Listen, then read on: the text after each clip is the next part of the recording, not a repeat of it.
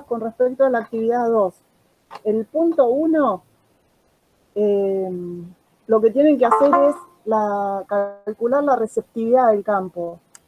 ¿Sí? ¿Cuántas raciones o equivalentes vaca produce su campo para todo el año?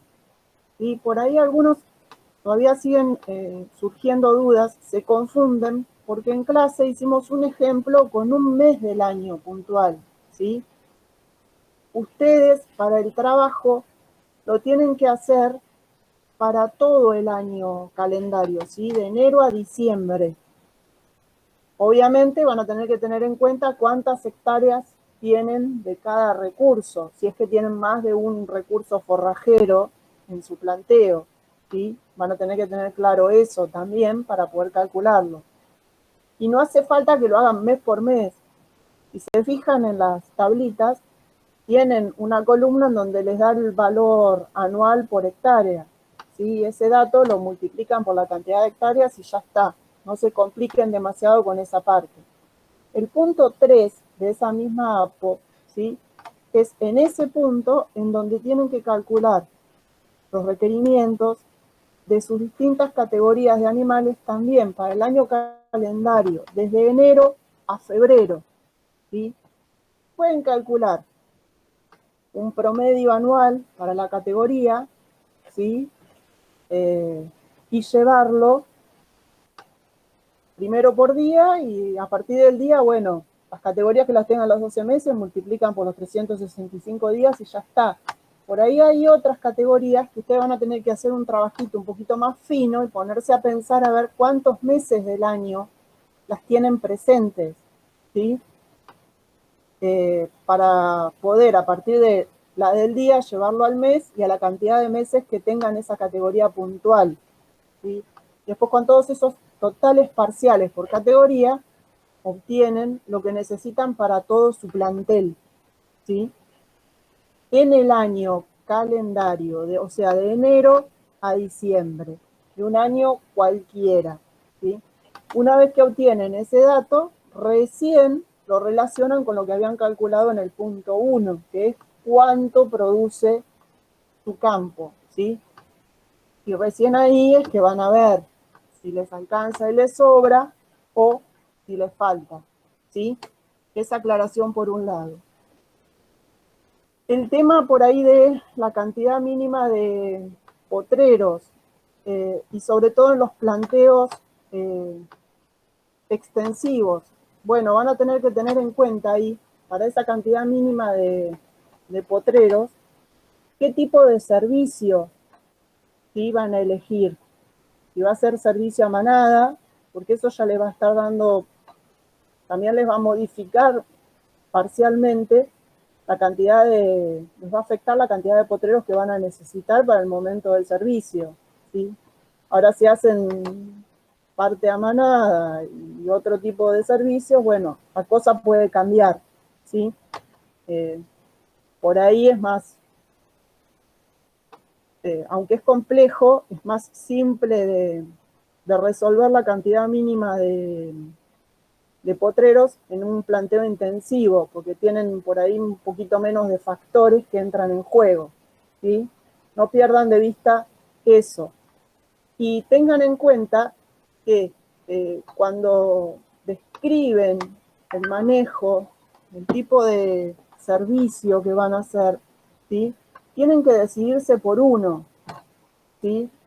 Si van a hacer servicio dirigido, bueno, dejen bien sentado que es servicio dirigido y después en la descripción o en el detalle si es servicio dirigido con o sin revisión ginecológica. Traten de definir esas cuestiones y de, cuando detallan, que el detalle corresponda realmente a lo que ustedes están proponiendo, ¿sí?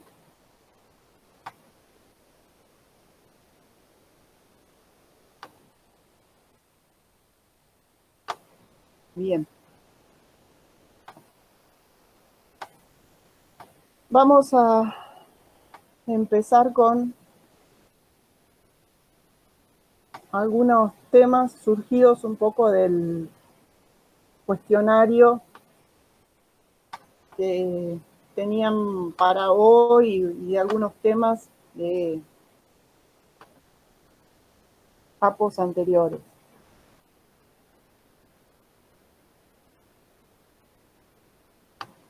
Bien, en general, ¿sí? Cuando hablamos de la parte de la eficiencia de la reproducción, tenemos que tener en cuenta y las pérdidas que hay, la cantidad de potrillos, tenemos que comenzar desde el momento de la gestación. Así vamos a poder dividir la gestación en dos grandes periodos, ¿sí? Previo a la implantación, aproximadamente entre los días 12 de preñez a los 60 de la preñez, en donde las pérdidas pueden variar, pueden ser tan bajas como un 4% o tan altas como un 20%, ¿sí? Dependiendo de varios factores. En promedio, se habla que no deberían ser un promedio aceptable, debería ser un 10%, ¿sí? De pérdidas en esta etapa de gestación. Y en el otro gran periodo, que es más extenso y que es el periodo posterior, digamos, a la implantación y que abarcaría desde el día 60 hasta el día 340 de la gestación, esas pérdidas, ¿sí? Oscilarían normales entre un 4 a un 6% de pérdidas. Se habla que el máximo, ¿sí? Si está bastante descontrolado el tema, podría ser un 11% de pérdida, ¿sí? En todo caso, el total, en toda la gestación, el total aceptable que se puede aceptar es que sea un 10 a un 15%, y ese es el límite máximo de pérdidas durante la gestación. También tengan en cuenta que si no se realiza un buen manejo de la parte reproductiva, tampoco hay un buen manejo en cuanto a lo sanitario, en cuanto a la alimentación, esas pérdidas pueden llegar hasta un 30%. En cuanto a las pérdidas de potrillos, ¿sí? Tenemos varias ventanas críticas en el sistema de cría que nos van a afectar la cantidad de potrillos nacidos vivos y además que lleguen a la actividad para la cual están destinados, ¿sí?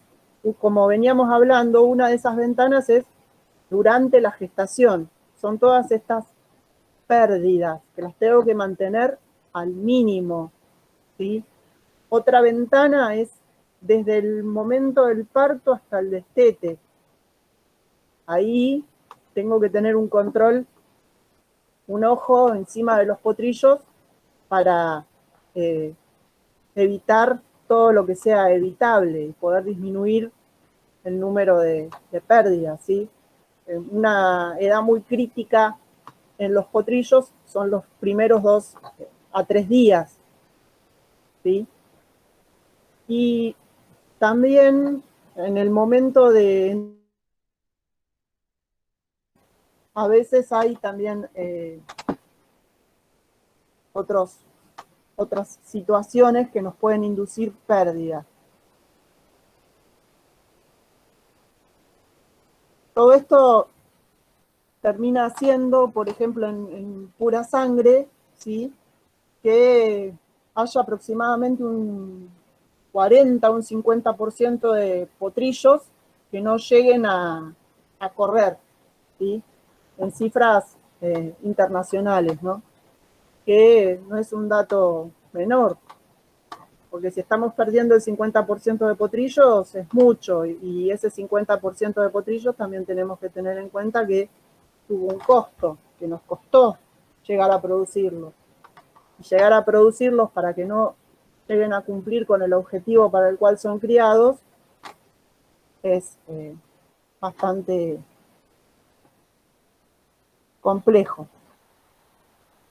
Algunos parámetros por ahí a tener en cuenta en cuanto a la eficiencia reproductiva, ¿sí? En un servicio a manada,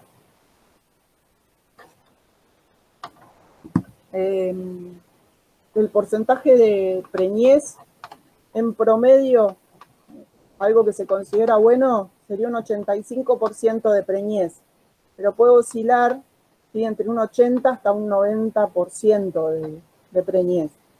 Sobre ese porcentaje de preñez, o sea, sobre las que llegan con la preñez, digamos, a buen puerto, sobre las que yo obtengo preñadas, un 95% de esas yeguas deberían parir y entregarme un potrillo vivo al nacimiento, ¿sí? Entre el nacimiento y el destete, se estima que hay un 93% de esos nacidos que llegan al destete. Y como norma general, en los sistemas extensivos, considerando por ahí sobre todo ventas a 3, 4 años, y la mortandad anual que se considera, digamos, dentro de lo normal y aceptable es del 1%. Esa mortandad anual puede ir variando, digamos, de categoría, no necesariamente pertenece a una misma categoría, a la categoría potrillos, por ejemplo. ¿Sí? Puede ser en algún momento un potrillo más chico, un potro. Por eso es una mortandad anual general. En los pura sangre se estima como muy bueno el obtener un 80% de preñez, ¿sí? Datos por ahí internacionales, trabajos de Inglaterra hablan de un 78% de preñez general, ¿sí? Y se habla que habría un índice, digamos, de aparición de al menos un 83%. Ahora bien, las pérdidas previo al destete y posteriores al destete hasta la doma, ¿sí? Acá ven que tengo punteado un 3% en ambas etapas. Bueno, estos valores tómenlos con pinza, ¿sí? Porque no son de una fuente muy buena, pero sí que hay pérdidas, y este tipo de pérdidas, estos números, por ahí estarían dentro de lo común. Tenemos que trabajar para evitar o disminuirlas. En cuanto a índices en yeguas de polo, hablando de receptoras, ¿sí?, de fertilidad de receptoras, ¿sí?, deberíamos conseguir un índice de preñez muy bueno, sería el poder llegar a obtener un 75 a un 80% de preñez una vez que se transfiere el embrión a la receptora, ¿sí? Y de esas preñeces que podamos obtener un 85% de potrillos nacidos vivos. A su vez, en algunos, digamos, trabajos de recopilación de estadísticas realizados en centros de transferencia y publicados en anuarios de la Asociación de Criadores de Caballos de Polo, se habla que entre los años 2006 a 2007, sobre esas yeguas receptoras preñadas, era habitual, ¿sí?, perder un 6% de preñez. Incluso sobre los potrillos logrados, que las pérdidas podrían llegar a ascender hasta un 7% hasta el momento del destete. Esto en parte, ¿por qué es y de qué nos habla? De que tenemos que tomar en cuenta, ¿sí? Fue también una llamada de atención muy importante para los criadores de la raza, porque por ahí al ser receptoras las que estaban preñadas, en algunos momentos no se les prestaba mucha atención a lo que era la alimentación y la sanidad, porque total era una receptora, pero se descuidaba el hecho de que esa receptora, si bien en sí misma no era valiosa, estaba conteniendo y estaba haciendo crecer un producto que era importante, porque provenía de una donante de importancia y, digamos, de eso dependía por ahí la calidad de los productos a futuro. ¿Sí? Entonces, a lo mejor hoy todas estas pérdidas se pueden disminuir teniendo más en cuenta la alimentación de esas yeguas, como la sanidad, ¿sí? O incluso el control ejercido sobre el momento de los partos y con los potrillos al pie. ¿Vienen bien hasta acá? ¿Alguna acotación? Eva, ¿querés añadir algo? No, Mariana. Bien. Me estaba asustando, pensé que estaba sola, que me había quedado sola, se había cortado. No, estoy acá contigo. No, no lo decía solo por vos, sino que había tanto silencio que digo, bueno, me descolgué. Bien. Esto, digamos, como generalidades y como un repaso. Ahora bien, vamos a pasar un poquito a lo que es el manejo de los partos, ¿sí? Ustedes habrán visto en el material que tienen subido que tienen la opción de realizar los partos a campo como una variante intermedia entre el campo y el box a piquete, ¿sí? O a box. Vamos a describir un poquito cómo sería a campo, ¿sí? Si el sistema de partos a campo está bien ordenado, ¿sí? Estos partos sucederían en un potrero de yeguas preñadas. Un potrero que, aunque fuera un manejo, aunque estuviésemos en un sistema extensivo, para hacerlo bien debería recorrerse. Si se puede 2 veces al día sería lo óptimo, al igual que en el intensivo, ¿sí? Pero cuanto más se pueda recorrer, mejor. Por el motivo que son yeguas preñadas y que estamos esperando que paran, ¿sí? Por más que sean tipos de animales que sean rústicos, que sean capaces de parir sin ayuda, es conveniente igual que las tenga a la vista, ¿sí? Que el potrero de las yeguas preñadas, aún en un extensivo, esté lo más cercano a la casa o a donde esté el movimiento de gente habitual, cosa que si bien la mayor parte de los partos, ¿sí? Se desencadenan de tardecita a noche, pero me ayuda a que pueda llegar a ver cualquier tipo de inconveniente. En el tipo de partos a campo, en este manejo, es como que va a ser un poco ocasional que yo llegue a presenciar un parto, ¿sí? O que llegue poco después de producido el parto. Por eso va a ser muy raro, ¿sí? Que podamos chequear la placenta, que de tener la oportunidad, cada vez que haya la oportunidad de encontrarla, no estaría de más, ¿sí? Observar si la placenta está completa, si ha sido bien expulsada, y las características. Y si llegamos en el momento del parto o poco después, poder hacer caso, digamos, a observar, a ver si se produce la regla del 1, 2, 3. ¿En qué consiste esa regla? A ver si alguien me lo puede decir.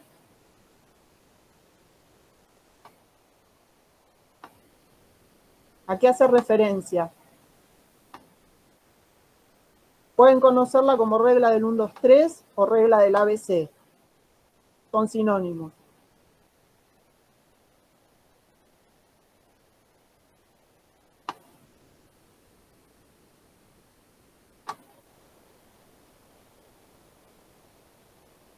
¿Qué es lo primero que tiene que hacer un potrillo recién nacido? Se tiene que parar. Bien, perfecto. Ahí tenemos el 1, ¿sí? Chequear que el potrillo pueda pararse. El 2, ¿qué sería? Una vez que se pudo parar, que se pudo mantener en pie, ¿qué tiene que hacer? Mamar, exactamente.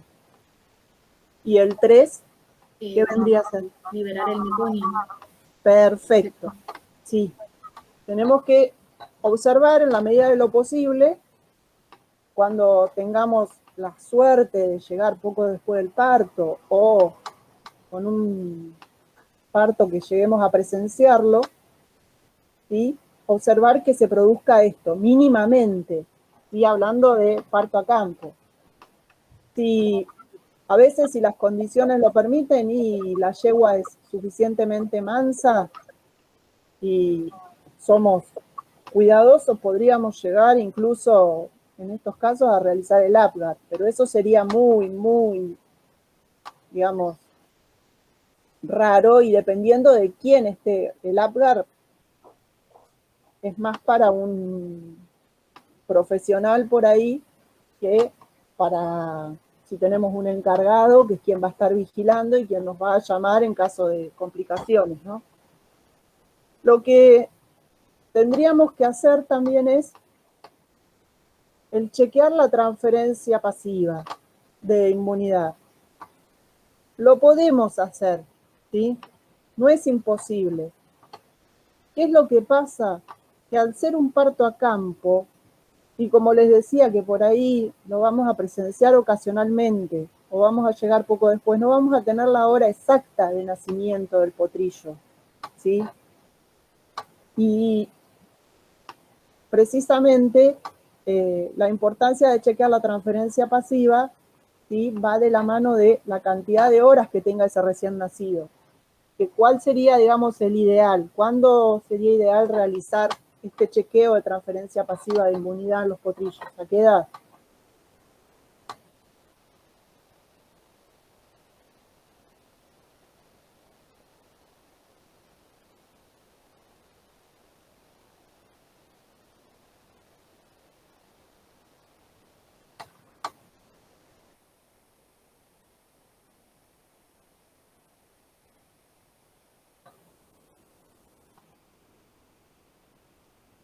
¿Cómo se realiza el chequeo de transferencia pasiva? Con una muestra de sangre. Bien.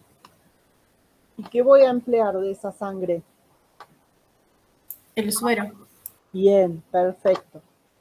¿Qué prueba se usa más comúnmente a campo?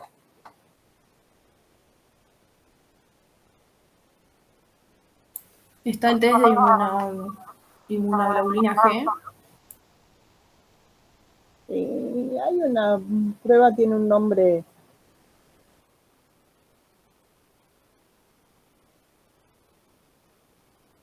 El test de...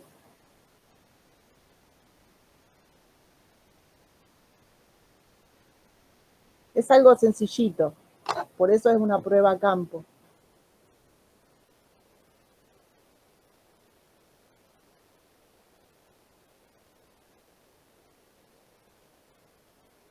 Bien. ¿La calidad del calostro? Mira, la calidad del calostro lo podés hacer, pero en general a campo, te va a resultar un poco incómodo y complicado. Digamos que eso lo podés hacer más principalmente en partos a box, ¿sí? Eventualmente a piquete, porque es un espacio más reducido y vas a estar más encima, pero tiene también la contra de que sí, yo chequeo la calidad del calostro, pero me estoy pasando por alto, ¿sí? Cómo está el sistema digestivo de ese potrillo. A veces, por la cuestión X, el calostro está bien, pero el potrillo no consigue absorber bien ese calostro. Entonces, si bien es una medida que me ayuda a asegurarme la transferencia pasiva, ¿sí? Me conviene más chequearlo sobre el potrillo mismo, que es quien me va a decir cómo está él. ¿sí? Para, digamos, disminuir los riesgos de que en el medio, entre que ese calostro llegó de la ubre al organismo del potrillo, ¿sí? No haya, digamos, ningún impedimento en la absorción de esas inmunoglobulinas. ¿Se entiende? Entonces, por eso una prueba a campo, la más sencilla que hay, tienen otras, sí, está bien chequear las inmunoglobulinas, pero por ahí el test de glutaraldehído, ¿sí? Es simple, sencillo, se puede hacer a campo, podemos actuar bastante rápido. Las otras pruebas sobre el potrillo son útiles, pero son usualmente más caras y suelen llevar un poquito más de tiempo, ¿sí? Entonces, por eso, lo ideal para hacer a campo es el test de glutaraldehído, teniendo en cuenta que en estos partos a campo, ¿sí? No voy a saber exacta la edad de nacimiento. Posiblemente en este tipo de planteos, ¿y cómo debería obrar yo si detecto un potrillo que tiene una falla en la transferencia pasiva de inmunidad? ¿Qué deberíamos hacer con ese potrillo?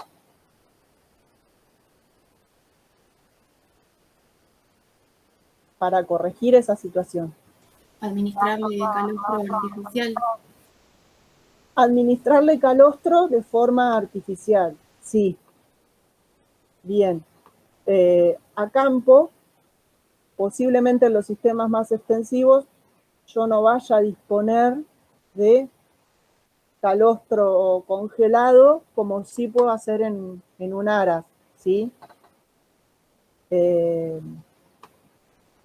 Pero volviendo, para corregir esa falla, el ideal sería, si yo puedo, administrarle ese calostro vía artificial.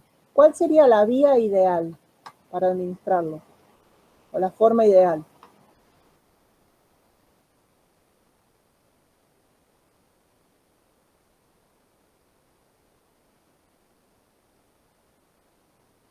¿Vía oral? Vía oral, sí. Asumo que te estás refiriendo a dárselo en mamadera, ¿sí? Si el potrillo tiene reflejo de succión. Ahora, si está un poquito más complicado, ¿qué voy a tener que utilizar? Darlo por vía oral, pero ¿cómo? Por sonda. Bien, perfecto. ¿Sí? Siempre teniendo en cuenta eso. ¿Cómo está el potrillo? El reflejo de succión del potrillo. Porque los potrillitos son muy susceptibles a desarrollar aspiración y terminar con neumonía, ¿sí? Entonces, tratando de corregir algo, puedo generar otro problema. Bien, y si el calostro vía oral o por sonda nasogástrica, ¿cuántas horas, digamos, tengo para poder hacer esa administración yo, de esa forma?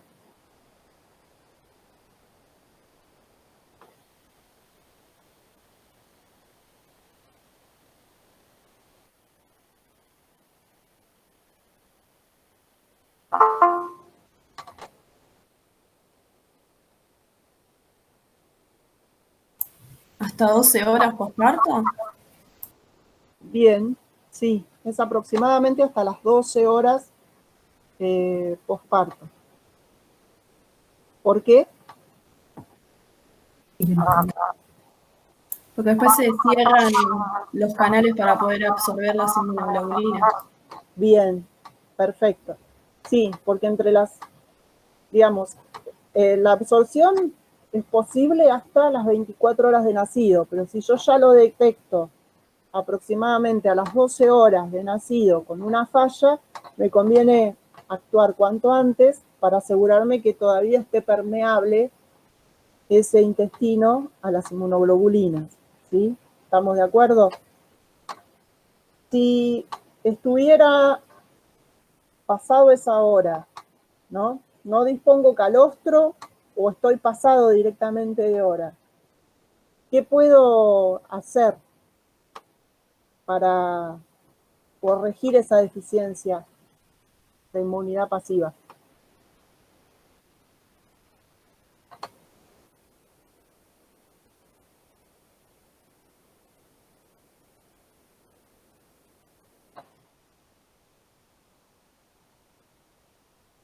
¿No tengo otro recurso para aportarle las inmunoglobulinas? Transferencia de plasma. Bien, perfecto. Le transfiero plasma. ¿Sí? Ese plasma, ¿cómo lo voy a obtener en general? ¿De quién?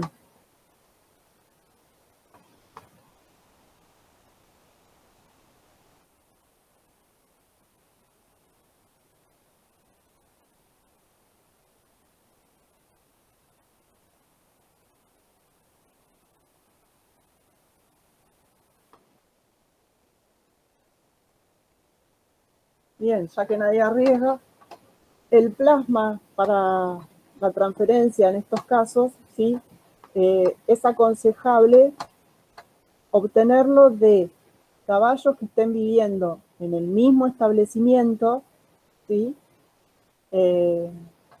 Usualmente se aconseja, digamos, a veces se aconseja que no sea de la misma madre, de utilizar otros caballos, pero con una salvedad.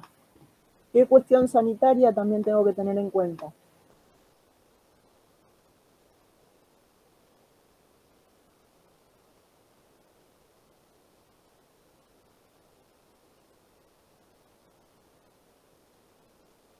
Que el caballo o caballos, dadores de plasma o yegua, sean negativos ¿a qué? Mínimo.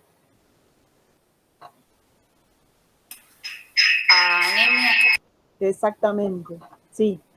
Tengo que tener eso en cuenta.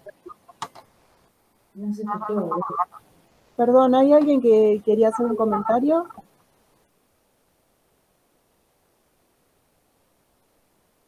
¿O es un micrófono que hace ruido nomás? ¿No? Bien. Entonces, recapitulando, la transferencia pasiva la chequeamos preferentemente sobre el potrillo, ¿sí? Si bien podemos utilizar las otras, pero lo ideal sería poder hacerlo sobre el potrillo para que sea el mismo el que nos dice cómo está, cómo va, y dependiendo de las horas que hayan transcurrido del nacimiento y de la disponibilidad, la primera vía va a ser calostro vía oral. Si no hay reflejo de succión, pasamos a la sonda nasogástrica. Si no tenemos esa posibilidad o ya está muy cerca del cierre, vamos a pasar al plasma, ¿sí? En el caso de los aras por ahí o cabañas más importantes, y suele haber la posibilidad de tener un banco de calostro y así también en ocasiones un banco de plasma, digamos, ya preparado, ¿sí? Puede haber sistemas como en un sistema extensivo en que por ahí no dispongamos de eso. También se puede obtener, digamos, el plasma a campo de los animales presentes, teniendo en cuenta este requisito indispensable de la anemia infecciosa equina y prepararlo, teniendo los materiales necesarios, se puede preparar el plasma y transfundir prácticamente en el momento, en cuanto tengamos el plasma preparado, ¿sí?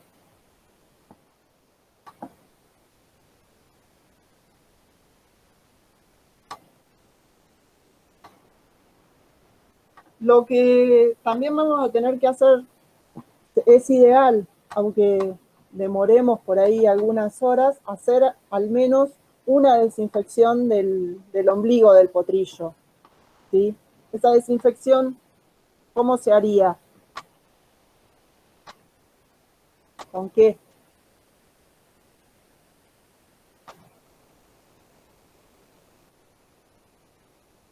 Clorexidina, yodo. Exacto. Se puede usar clorexidina, se puede usar yodo. Bien.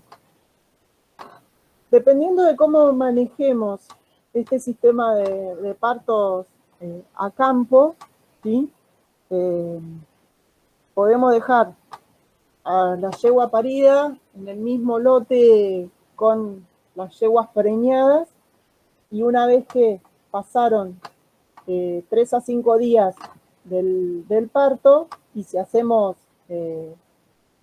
manada, servicio a manada, y dependiendo el mes del año, pasarla al lote que ya está en la manada en servicio, o si vamos a hacer algún tipo de servicio dirigido o inseminación, pasarla a un lote en donde tengamos las yeguas que vamos a ir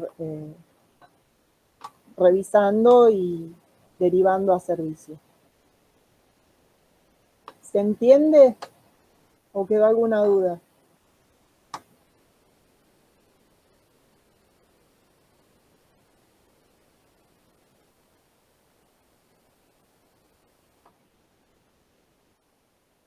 ¿No?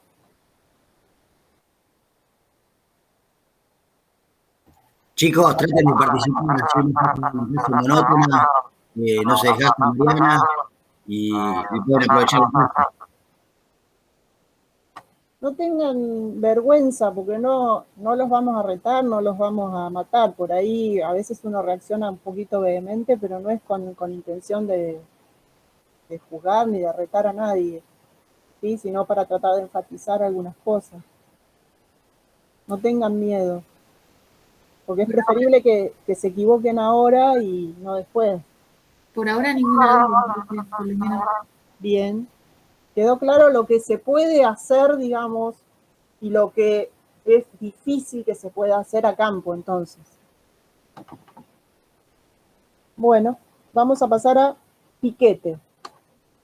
El sistema piquete, digamos, es una cruza entre lo que es una mezcla entre lo que es el manejo de los partos a campo y el manejo de los partos en box. ¿Por qué? Y porque va a ser un espacio, digamos, al aire libre, pero va a ser mucho más reducido que a campo total, ¿sí? Para eso vamos a tener piquetes que incluso se pueden hacer con cinta eléctrica muchas veces. ¿Qué condiciones deberían cumplir estos piquetes? Y que sean suficientemente empastados como para que ni la yegua mientras está pariendo ni el potrillo tengan contacto con el suelo, con la tierra directa, ¿sí? Con suelo sin cobertura de pasto. ¿Para qué? Para evitar la puerta de entrada de varias infecciones, ¿sí? El ideal también es que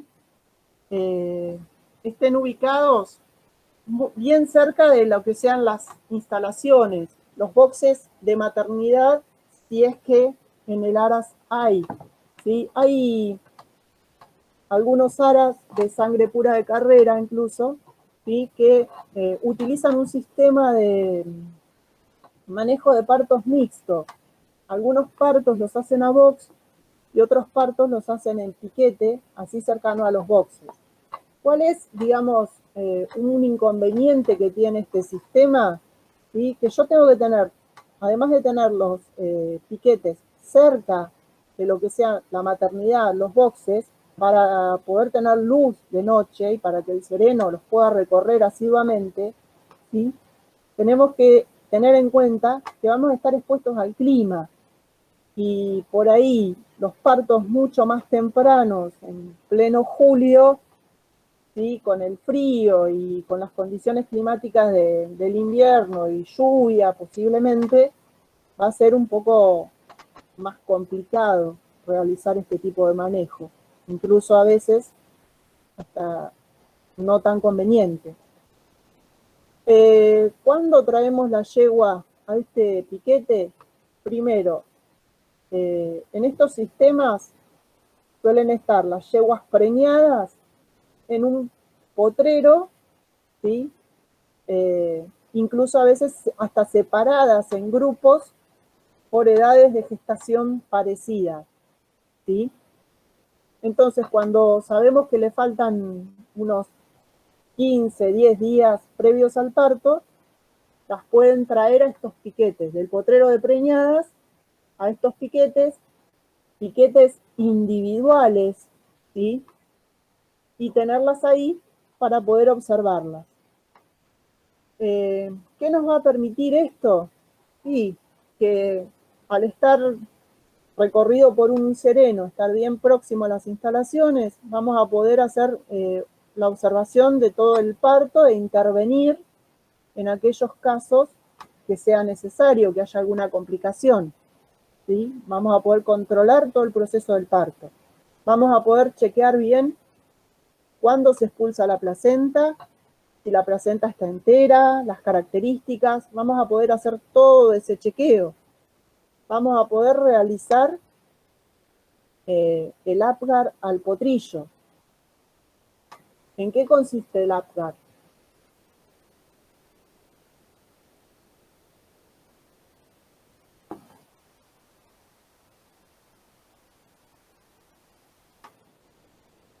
¿Alguien tiene idea?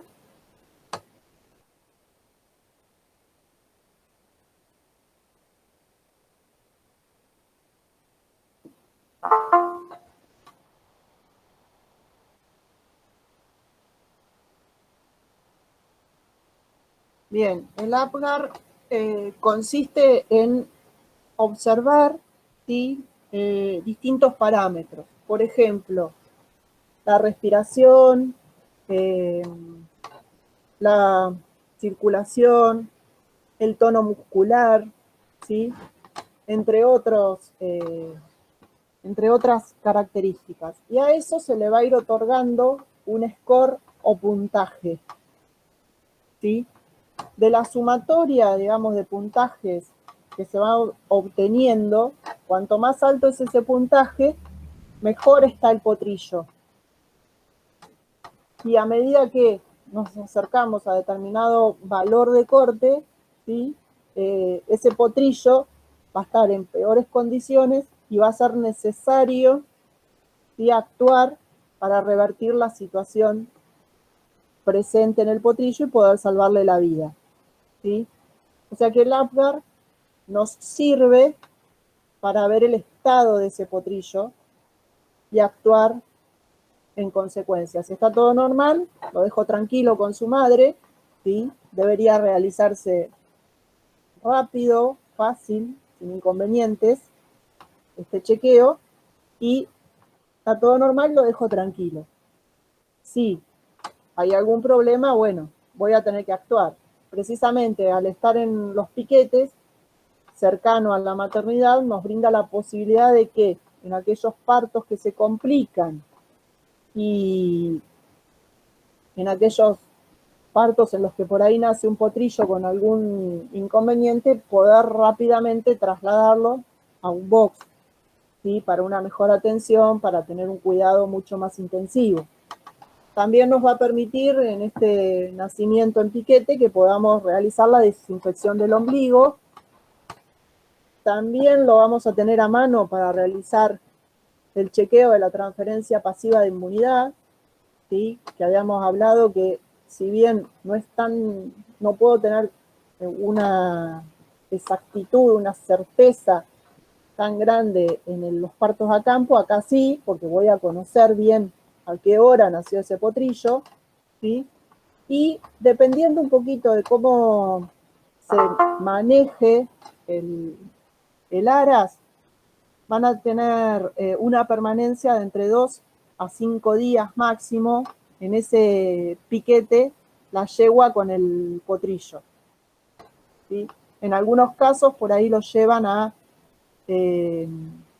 otro piquete donde ponen de a 2 o de a 3 yeguas madres con potrillito para dejarlas unos días cerca de las instalaciones, observarlas y después se pasan a otro lote donde van yeguas con cría al pie que están en servicio y se hace todo el chequeo como habíamos mencionado en prácticos anteriores. ¿Van bien hasta acá? Sí, profe. Bien. Vamos a pasar a box. Bien. En el caso del parto a box, unos días antes, en lugar de llevarla al piquete, la traemos al box. Según el manejo de aras, puede ser que durante el día las tengamos en piquetes, también cercanos a las instalaciones, y a la noche las entremos a box, ¿sí? La ventaja de esto es que está el sereno recorriendo permanentemente y observando qué pasa con esas yeguas. Vamos a poder realizar el chequeo de la placenta, la expulsión de la placenta, el Apgar, desinfectar el ombligo, chequear la transferencia pasiva de la inmunidad en esas primeras horas. La desventaja por ahí que tiene es el tema de la limpieza, ¿sí? Que tiene que ser, como ustedes ya saben, superficies que se puedan limpiar, ser riguroso con el cambio de cama una vez que se retira una yegua que ha parido, la correcta desinfección, para evitar posibilidad de contaminaciones, porque si no estamos haciendo parir en box a la yegua para poder, con la esperanza de que tanto la yegua como el potrillo no se contaminen, se reduzca el riesgo de algún problema infeccioso, entre otro tipo de problemas, y lo vamos a estar generando nosotros.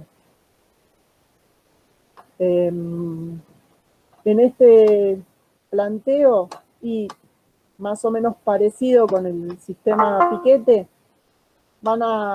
pueden quedar las yeguas entre 2 a 7 días máximo en un piquete individual, que el tamaño suele ser de 1/4 hectárea, si va a ser individual, y un poquito mayor si van a poner de a 2 o 3 yeguas con cría a medida que van pariendo. Ahí en ese tipo de piquetes las tienen, como les había dicho, de 2 días hasta un máximo de 7 días para observar que el potrillo evolucione bien, la yegua también, y después se pasa al lote de yeguas paridas con cría en servicio.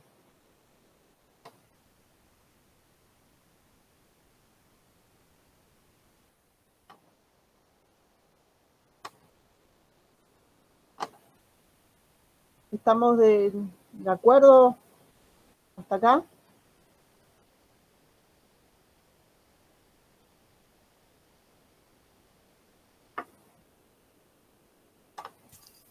Sí, profe. Los partos a campo son más comunes en sistemas de cría extensivos o semi-extensivos. Por ejemplo, raza criolla. También en algunos casos los utilizan según establecimientos con raza polo, ¿sí?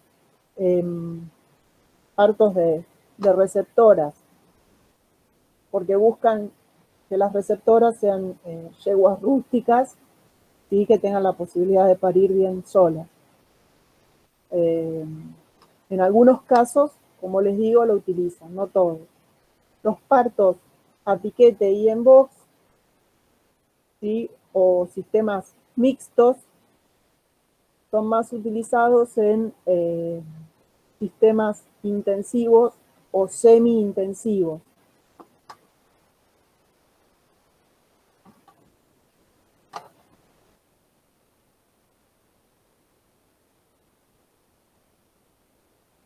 Bien, pasamos un poquito a tener en cuenta la importancia de lo que son las curvas de crecimiento en los potrillos, ¿sí? es importante tener en cuenta el peso y la alzada de los potrillos para poder evaluar el desarrollo. Pueden medirse otros parámetros, ¿sí? Como diámetros por ahí de caña, de largo, de longitud de distintos huesos, pero en general los más usados, los más fácilmente usables son el peso y la alzada. Tengan en cuenta que aproximadamente las relaciones, digamos, la evolución del peso en los potrillos se va dando, y el esperado es que se vaya dando en relación a un porcentaje del peso vivo que va a tener de adulto, ¿sí? En términos generales, todas las razas nacen con un peso vivo aproximado de alrededor del 10% del peso de la madre, ¿sí? Los parámetros que ustedes están viendo acá, estos porcentajes y las edades, por ahí son más típicos y fácilmente cumplibles, ¿sí? En caballos pura sangre, en SPC. ¿Por qué? Y porque por ahí hay otras razas, como por ejemplo el cuadrito que ven ustedes en pantalla, ¿sí? Está hecho en relación a caballos de silla, ¿sí? Silla, entendiendo como silla, en este caso en particular, tipo silla deportivo de salto y adiestramiento. Dependiendo un poco de cómo sea el manejo de la alimentación en las distintas recrías, ¿sí? Y las características genéticas y propias de la raza, por ahí esos parámetros se alcanzan en algunos casos un poquito más tarde, ¿sí? Que en un pura sangre.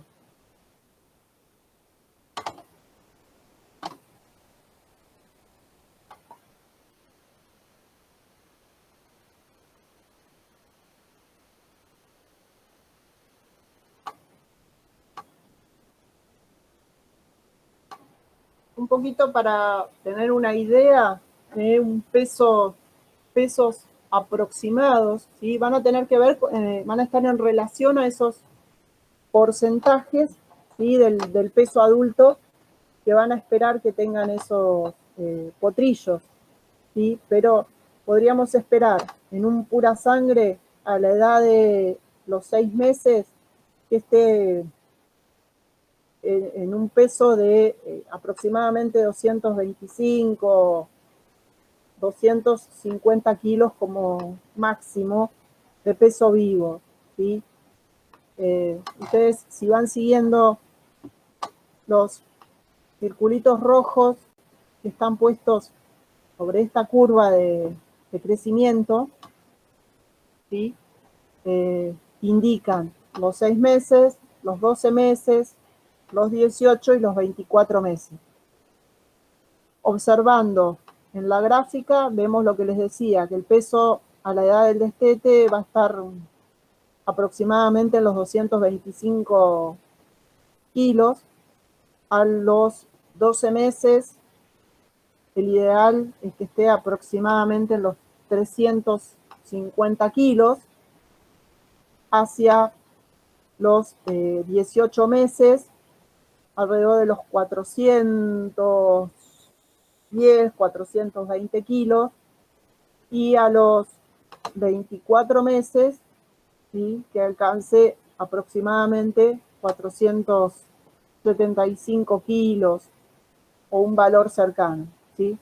Recuerden que estos pesos, ¿sí? También van a ir siguiendo un poco esas proporciones del peso adulto. En el caso de los caballos criollos, ¿sí? por ahí no se pueden encontrar, al menos yo no las tengo, curvas de crecimiento de caballos criollos de nuestro país. Pero estas curvas, ¿sí? Esta en particular de la alzada, están tomadas de mediciones realizadas sobre criollos brasileros, principalmente la gran mayoría de la zona de Río Grande do Sul, ¿sí? Que dentro de todo criollo brasilero tiene un cierto influjo de criollo argentino, y por lo menos para tener un parámetro. Para darnos una idea, ¿sí? Una alzada, tengan en cuenta que los valores que están marcados acá son las mismas edades, los óvalos marcan las mismas edades que vimos en la curva de crecimiento de los potrillos pura sangre. Pero los valores que están marcados acá corresponden a la línea verde, que es el máximo, digamos, ¿sí? Si por ahí viéramos el valor medio, ¿sí? Sería otro. Pero más o menos para tener un punto de comparación. Aproximadamente a los 6 meses, ¿sí? Podrían rondar el 1,20 m. Al momento del nacimiento, las alzadas oscilan entre los 82, 81, 82 centímetros, 1,10 m en criollos, ¿sí? Como ven, a los 6 meses, la alzada estaría en 1,20 m, al año alrededor del 1,29 m, a los 18 meses en el 1,37 m, y hacia los 2 años en el 1,40 m. Si comparamos, por ahí la comparación debería ser mejor con el peso, ¿sí?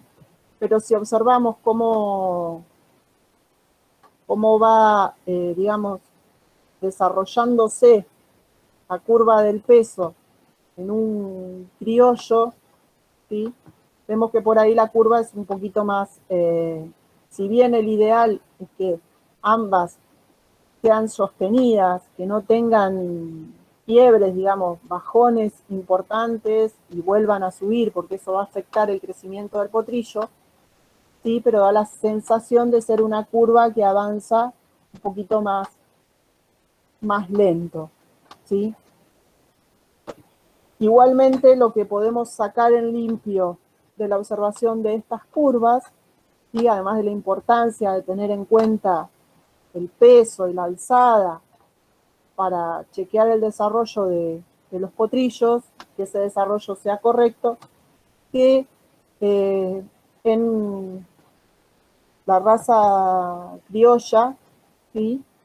En los 2 primeros meses se da un 78%, digamos, del crecimiento, para alcanzar aproximadamente a los 6 meses el 83%, ¿sí? de ese crecimiento.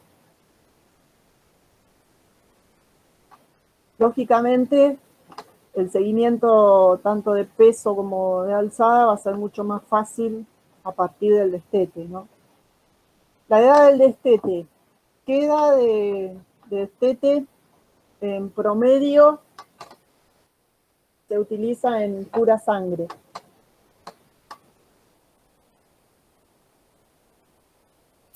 ¿6 meses? Bien. En la raza criolla y alguna otra,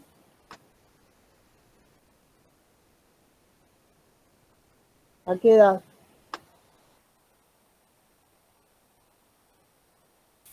A los 8 meses.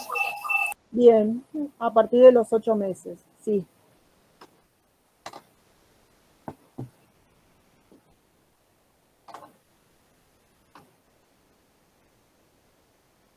Además de estos controles de crecimiento, ¿sí?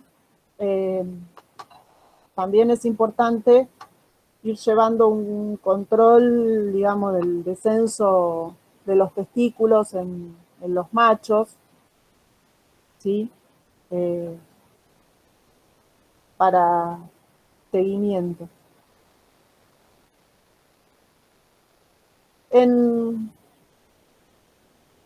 Por ahí en pura sangre no es tan común el tema de la castración o la determinación de castrarlos se toma más tarde y a veces en cuanto a, sobre todo en individuos que por ahí tienen alguna complicación durante el entrenamiento, ¿no?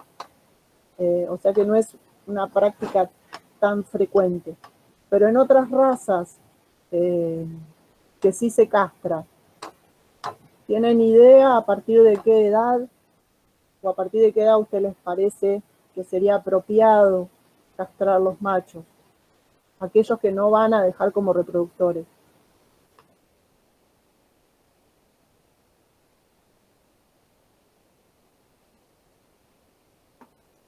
¿2 años, Mariana? 2 años, sí, en promedio 2 años. En general se espera hasta los 2 años para realizar una selección de los machos que se vean con mayores condiciones, por el pedigrí y otras características, y ahí se castran. Sí.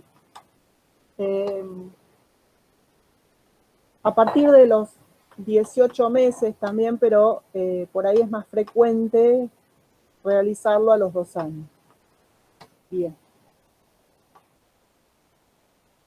Y usualmente se toma esa determinación también a los 2 años, ¿sí? Un poco para poder tener un mejor parámetro de selección, ¿no? De los potrillos. Pero también como una medida en sistemas extensivos o semi-extensivos para poder facilitar el manejo en lotes, ¿sí? De los animales. Porque si no, hasta esa edad, ¿qué va a pasar? Vamos a tener que, ¿podemos dejar macho y hembra juntos?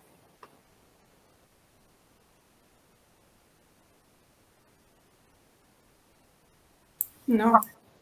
Bien.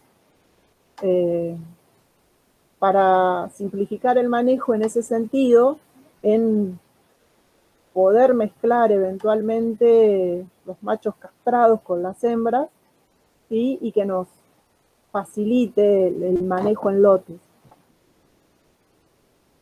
Al tener posiblemente menor número de animales enteros, ¿sí? Nos facilita un poco el manejo, llegado el caso. Bien. Vamos a entrar un poquito en el tema de los registros o la inscripción de animales en los registros de raza. Si alguien quería hacer una acotación, no sé, era Seba o alguien me pareció que quería hablar. ¿Nadie? Bien. Bueno, para realizar los registros, ¿sí? De potrillos en las distintas razas, algo medianamente básico y común a todas es que vamos a tener que realizar la denuncia de servicios. En esas denuncias de servicios, así como el pura sangre tiene una temporada específica, digamos, de servicio, las otras razas por ahí no tienen una temporada tan estricta. Pero lo que sí hay que tener en cuenta y familiarizarse de acuerdo al manejo de cada uno de los registros, ¿sí? Porque muchas veces hay los servicios que se dan entre tal mes y tal mes del año deben denunciarse en tal momento, y los que se dan entre tal otro mes y tal otro se denuncian en un momento específico. Por ejemplo, primer semestre del año y segundo semestre del año, y acá no es tan estricta la temporada de servicios. No te ponen que tiene que ser exclusivamente entre el 5 de agosto al mes de diciembre los servicios. Pero así como no es tan estricto, en ese sentido, ¿sí? Yo voy a tener que ser prolijo y saber cuándo voy a tener que presentar. Si di un servicio entre enero y junio, por ejemplo, saber en qué momento voy a tener que presentar esa planilla para denunciar esos servicios. Y si los servicios los doy entre julio y diciembre, saber que voy a tener que presentar esa planilla, ¿sí? En tal fecha.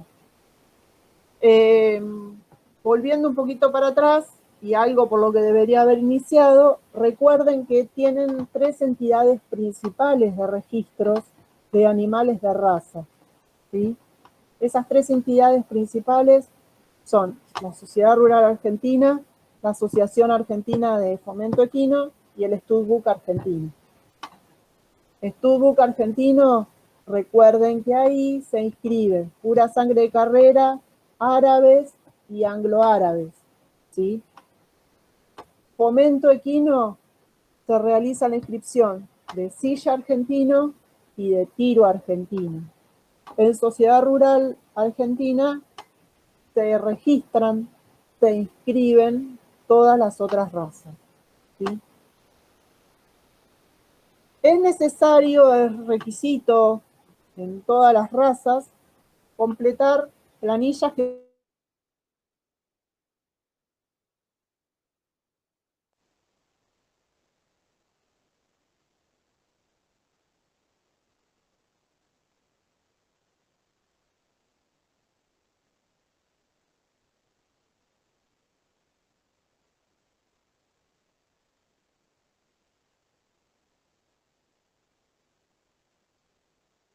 de servicio en los casos que sea permitida la inseminación artificial con los datos tanto de la yegua como del padrillo, ¿sí?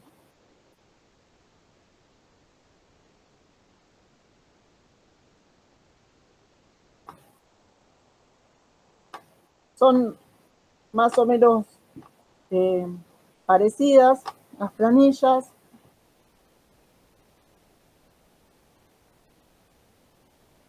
Declaración, la primera era declaración de servicios de fomento equino, la segunda, la planilla de declaración de servicios para el Studbook argentino, o sea, de sangre pura de carrera, un modelo de planilla de cuarto de milla. Hay pequeñas variaciones, como ven, pero lo principal es que consignen, se entreguen las planillas en el momento adecuado, con la información completa de la yegua, la información del padrillo. ¿Para qué? ¿Por qué es importante que se entreguen en tiempo y forma los servicios? Sí, porque los registros parten de esa información para después recibir lo que se conoce como denuncia de nacimiento, ¿sí? En el caso del pura sangre de carrera, ¿qué plazo tienen para enviar, digamos, iniciar el trámite correspondiente al nacimiento del potrillo?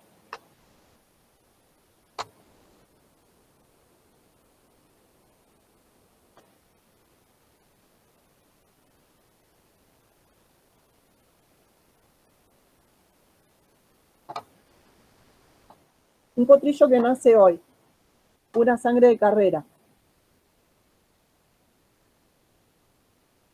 ¿Cuántos días tengo para remitir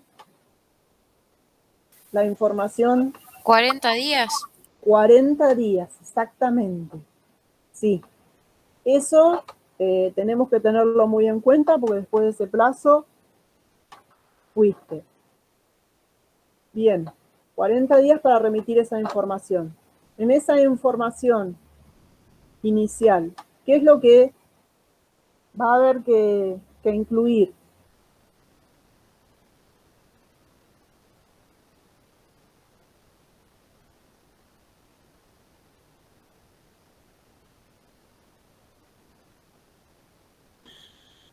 El sexo, el pelo, el nombre. Sí, ¿Y el nombre del padre y la madre? O bien, sea, ¿de quién es hijo? perfecto. Y además, Y el chip, no sé si se pone a los 40 días o se pone a los 2 años no, antes de correr. el chip se pone después. Pero bien, vamos. Los datos de padre, madre, sexo del potrillo, pelo del potrillo, bien, Pelo, y el día de nacimiento. fecha de nacimiento, bien. ¿Y qué más debería ir acompañando esa información? ¿La fecha del servicio? La fecha del servicio, digamos que en esa información tengo entendido que no se remite, porque vos ya remitiste oportunamente las denuncias de servicio, ¿sí? De la temporada anterior. Entonces, automáticamente, cuando vos envías la información con la fecha de nacimiento, los datos de la madre y del padre, tengo entendido que con esa información van y chequean en esos registros, en lo que vos ya enviaste, que ya tienen registrado, a ver la fecha del último servicio denunciado, para ver si te coincide, ¿sí? La edad de gestación. ¿Se entiende? ¿El criador o el aras? También sí debe ir, pero hay otra cosa más. ¿Cómo sé yo que es este potrillito y no el otro? ¿Cómo los puedo llegar a identificar en ese momento? ¿Qué es lo mínimo que debería hacer?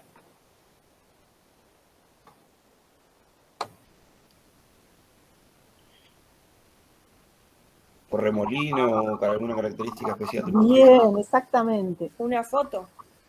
Puede ser foto, pero tengo entendido que para los potrillitos chiquitos, si bien este es un certificado para registro de la Sociedad Rural Argentina, ¿sí?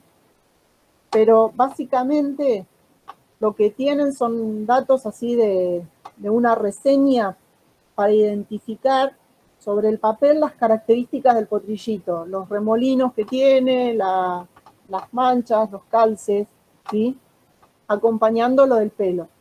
Esa información se remite, como bien dijeron, hasta que el potrillo cumple los 40 días, ¿sí? Lo usual es que en un aras, al menos semanalmente, vayan juntando para no enviar toda la información con cuentagotas y no volverse loco. Además, creo que tienen la opción de ir enviando esta información vía web también, ¿sí?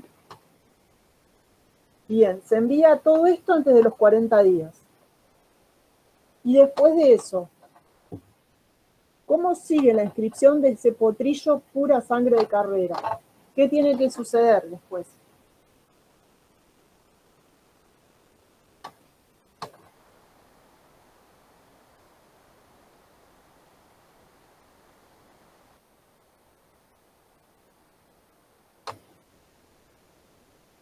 ¿Cómo sabe el Studbook que esa información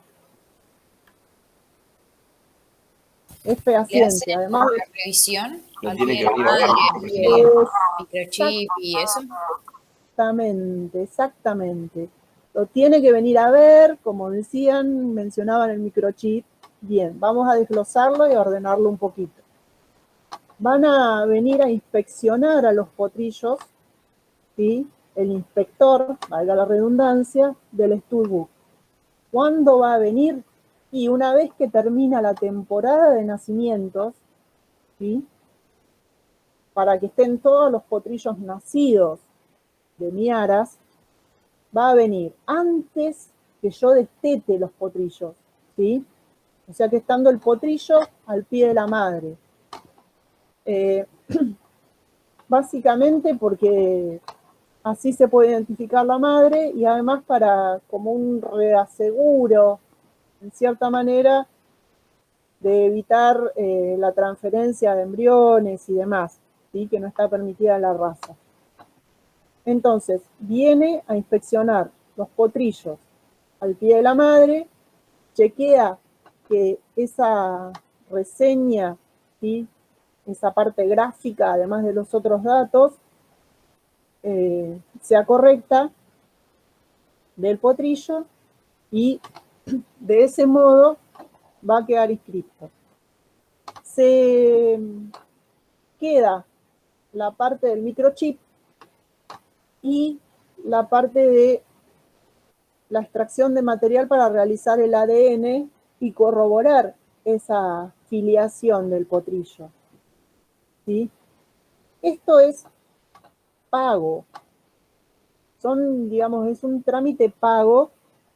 Hay que pagar el microchip, hay que pagar el test de ADN. Entonces, está la opción de,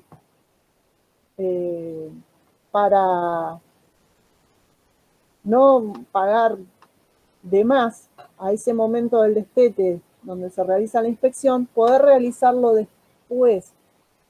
¿Cuándo? Y cuando el potrillo esté listo para correr. Porque si yo tenía 50 potrillos y después al final me quedan 30 potrillos, ¿sí? Para no pagar 20 microchips y 20 ADNs más. ¿Se entiende? Entonces me dan la opción de completar esa parte del trámite, tanto el ADN como el microchip, ¿sí? En el momento que el potrillo está listo para correr. ¿Se entiende?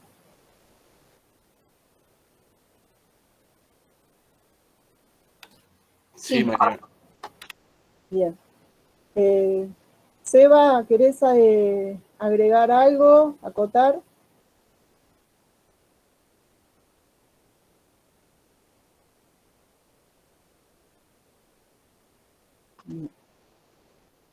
Bueno, eso sería pura sangre de carrera, ¿sí?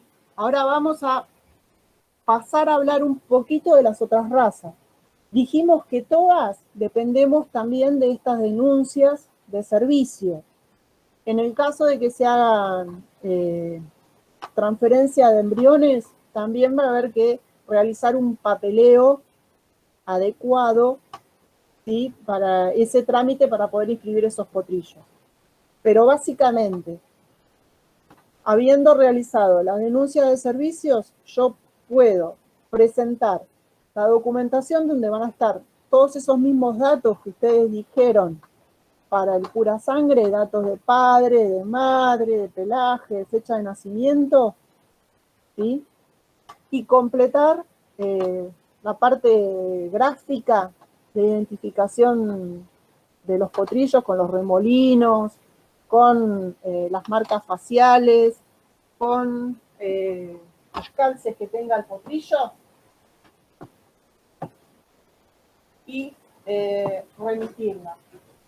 El plazo en otras razas, en general, va hasta qué mes. ¿Alguien tiene idea?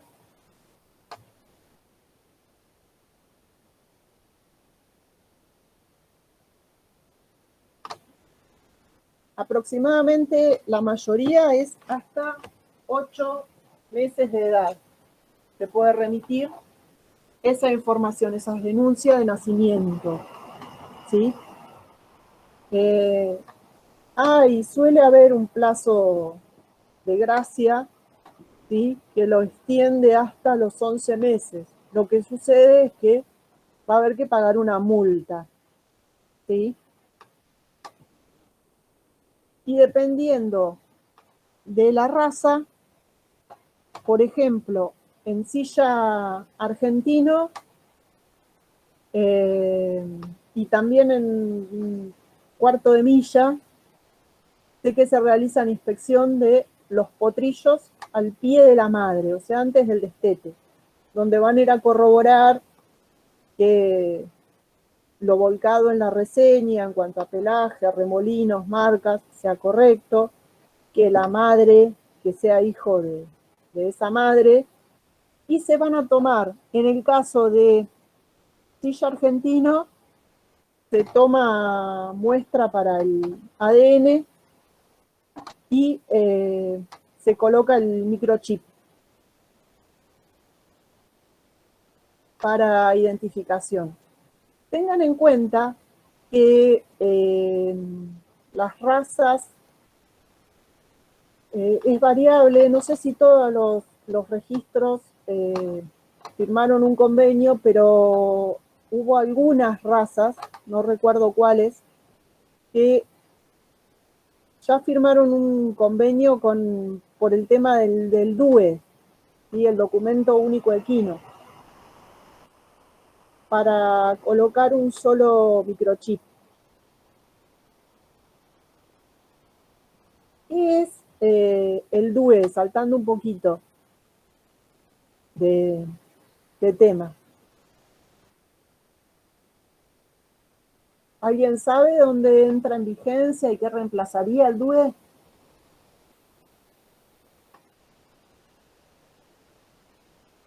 A la marca. Reemplaza la marca, sí. ¿Y eso qué es? ¿Es a nivel país o es algo más regional? En provincia de Buenos Aires. Exactamente. El DUE, recuerden que reemplaza a la marca, ¿sí? En la provincia de Buenos Aires. ¿Por qué nos interesa la marca y o el DUE? Y porque es la única forma que yo tengo de demostrar propiedad, sobre todo en animales mestizos, animales que no son de raza, ¿sí? La marca, antiguamente la marca se usaba no excluyente, pero principalmente en los animales mestizos, ¿sí? Para demostrar la propiedad. Si el caballo tenía mi marca, yo podía decir que era mío, ¿sí? Como hay varios inconvenientes, que los animales no se marcan o porque no pueden acceder al trámite para tener marca propia, porque las instalaciones no lo permiten, por un montón de razones, ¿sí? La marca es como que no estaba funcionando del todo bien y por eso surgió la idea de implementar el documento único equino para intentar darle solución al tema del robo de caballos, entre otros, ¿sí? Bueno, recuerden que la marca da propiedad y debería hacerse a qué edad en la vida del caballo.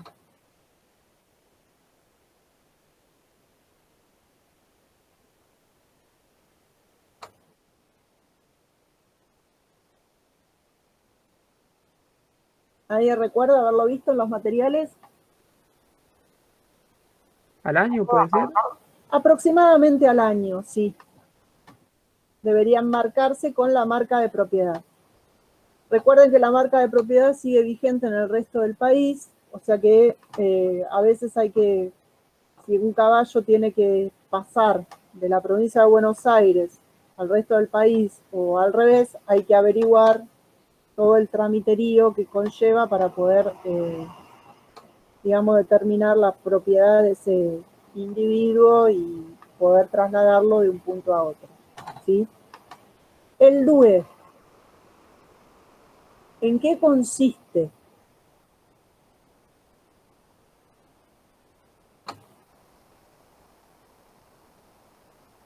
Reemplaza la marca, me sirve para determinar que es mío, para determinar la propiedad, pero ¿qué características tiene? ¿Qué se compone?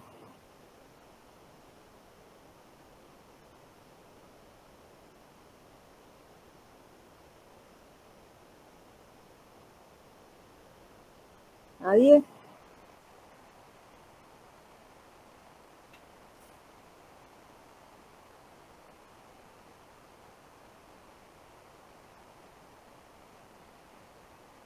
Bien. La obtención del documento único equino para un caballo, ¿sí?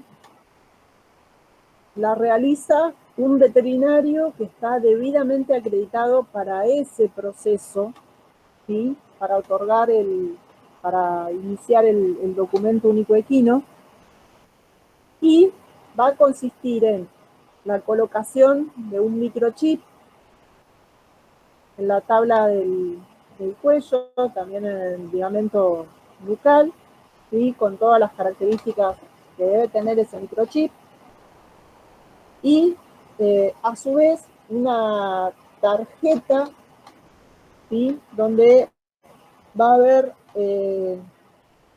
dos fotos del lado izquierdo y del lado derecho del caballo, con la descripción además del pelaje, la carga de todos estos datos online, y relacionando los datos del microchip con las fotografías de ese animal, ¿sí?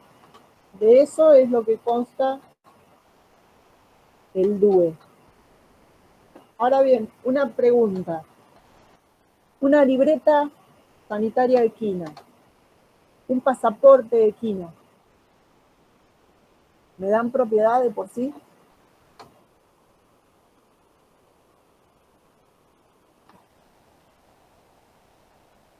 ¿Cómo es la pregunta, Mariana? Sí, la libreta sanitaria equina y el pasaporte equino, ¿me sirven para acreditar propiedad?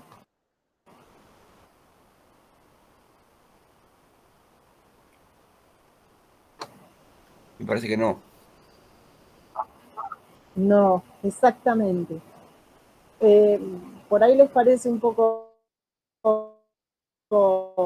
confuso que se haya preguntado esto, pero es una duda, una confusión frecuente, ¿sí?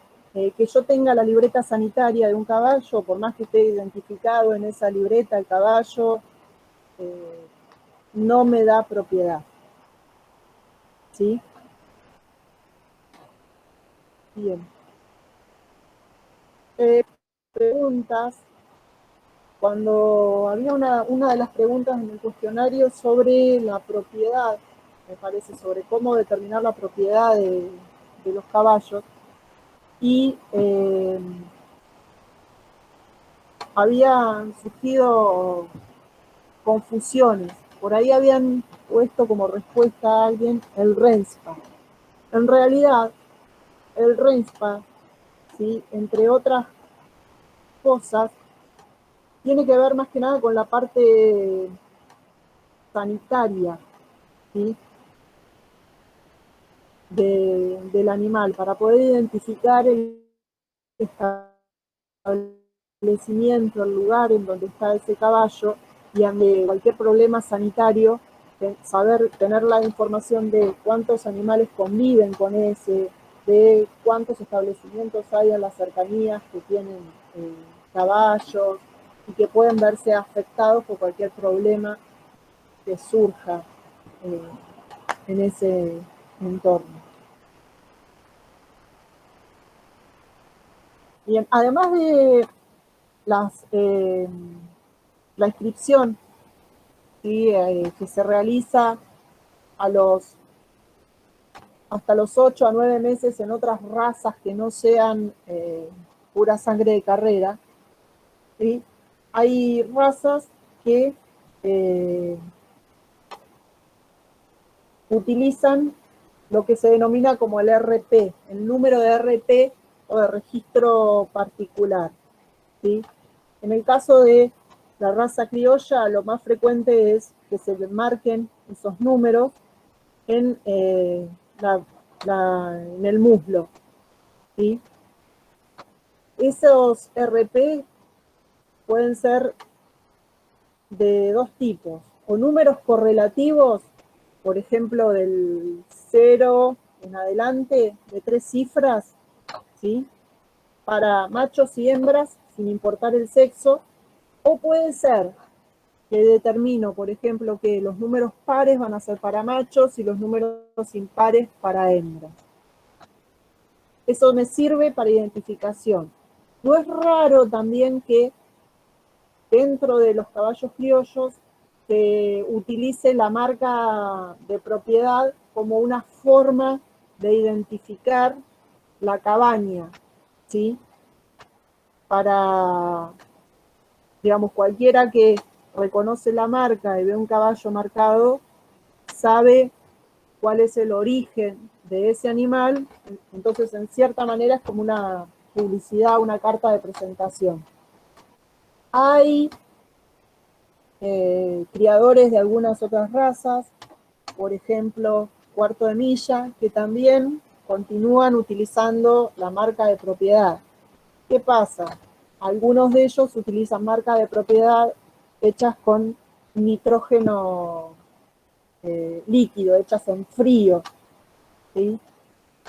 Que tendrían algunas ventajas con respecto a la marca a fuego, ¿sí? Igualmente tengo entendido que para determinar propiedad fuera de la provincia de Buenos Aires, las válidas sería la marca a fuego, que las de frío no estarían consideradas. Con respecto a la numeración de los RP, ¿sí? Criolla les decía generalmente en el muslo, del lado de montar. Ahora, por ahí en polo argentino o en silla argentino, los RP pueden ponerse en los numeritos en columna con marca. Según el registro de un lado de la cola, colocan los dígitos el dígito que identifica el año del nacimiento y del otro el RP propio del animal que lo identifica, ¿sí? Junto con que tengamos las reseñas, las fichas completas, el dato de microchip, ¿sí? Es un dato más para identificar a un determinado animal.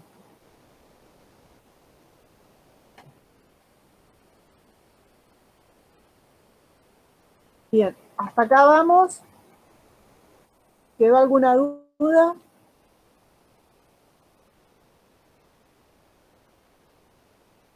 ¿No?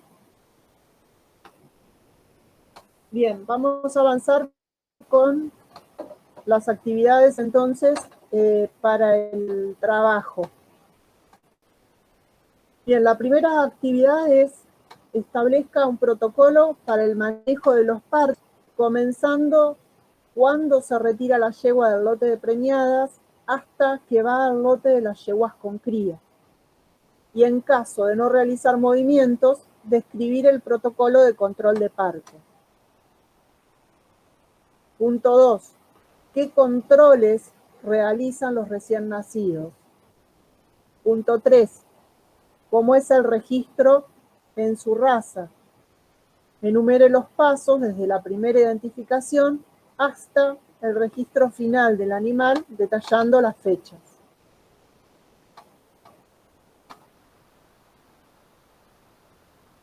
Bien, sobre esto, ¿hay alguna consulta, alguna duda?